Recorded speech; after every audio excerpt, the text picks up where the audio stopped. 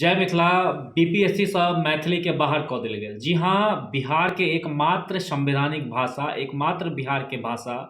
बिहार में मुख्यतः 3 भाषा छै, सबके मालूम छै, मैथिली, मगही, भोजपुरी।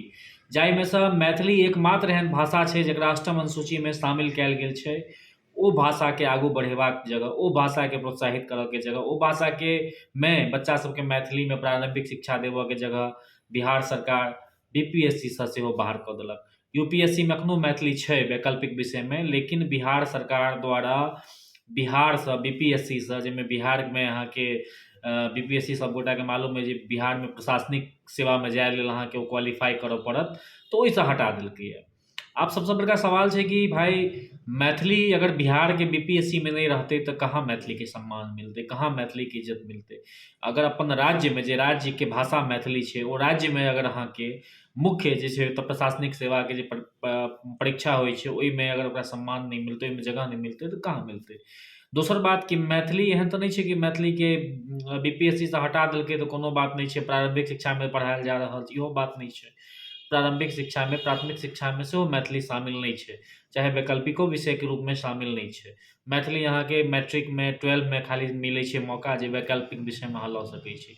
तऽ कतहु ने कतहु बिहार सरकार द्वारा ना बार बार हम कहै छी कि बिहार के जे वर्तमान में सरकार छै एकरा मिथिला मैथिली से कोनो सरोकार नहीं छै। ई सब मिथिला मैथिली के एक नंबर के दुश्मन अइ।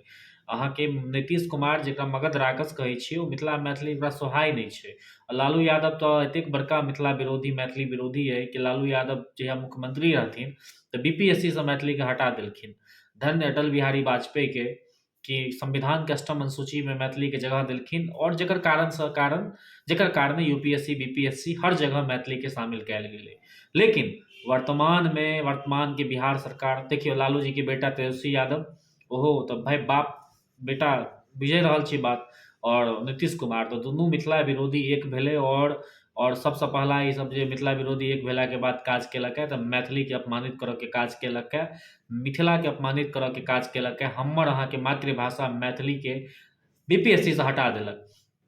यह अगर भोजपुरी, मगही जेहन भाषा अगर अष्टम अनुसूची में शामिल रहिते, अगर बीपीएससी में शामिल रहिते, चूँकि एखन तऽ जब तक अष्टम अनुसूची में शामिल नहीं हेतै तऽ बीपीएससी में केना शामिल हेतै, तऽ ये तऽ ओकरा नहीं हटायल जैतै, लेकिन मैथिली के हटा देल गेल। आईवीआर अहाँके मालूम है टेलीफोन पर मिथिला क्षेत्र में दरभंगा, मधुबनी, समस्तीपुर, सहरसा, मधेपुरा, पूर्णिया, अररिया, कटिहार, किशनगंज, सीतामढ़ी, मतलब मिथिला क्षेत्र में, मैथिली भाषी क्षेत्र में भोजपुरी हमरा सबके सुनऽ पड़ैया। कखने भोजपुरी, तो हमरा सबके मैथिली के साथ कतेक अन्याय कयल जाइए से देख सकै छियै कि आईवीआर में मैथिली शामिल नहीं छै, भोजपुरी हमरा सबके फोन करै छै सुनऽ पड़ैया। मैथिली जे बीपीएससी में शामिल रहै ओकरो हटा देल गेल। तऽ हमरा अहाँके प्रतिकार करबाक चाही, हमरा अहाँके अगर विरोध करबाक चाही, हमसब बिल्कुल करबै। की कयल जाय सेहो एहिपर विचार कऽ रहल छी। हाईकोर्ट के एगो रस्ता छै, विरोध करऽ के एगो रस्ता छै, विरोध तऽ करबै, लेकिन सब गोटा के जागरूक करऽ भेनाइ जरूरी छै कि वर्तमान में जे सरकार छै ई अहाँके मिथिला मैथिली के खिलाफ खुलि कऽ आबि गेल है सामने। और खासकर नीतीश कुमार मिथिला मैथिली विरोधी अइ, जकरा हमसब बहुत नीक बुझै छी, बहुत बड़का मिथिला विरोधी अइ।